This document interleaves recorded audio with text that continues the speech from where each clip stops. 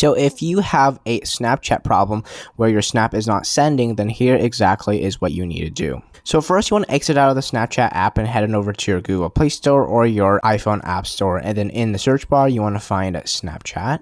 And then once you found Snapchat, you're looking for a button that says update to update your Snapchat account to the latest version. However, if it only says open, that means that your app is completely updated to the latest version, and you can simply click on open, and then that should work from there. However, if it's still not working, then what you want to do is exit out of the Snapchat app, and then now you want to find Snapchat again, press and hold on it, and then now you want to click on app info at the very top. You can also get this through your settings and then just simply typing in app info.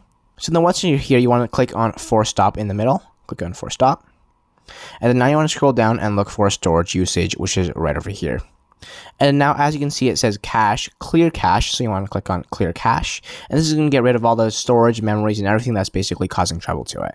And then finally, you want to exit out. And this part is optional, but it always helps, is to basically just restart your phone. And then once you restart your phone, simply open up Snapchat again, and everything should be working from there.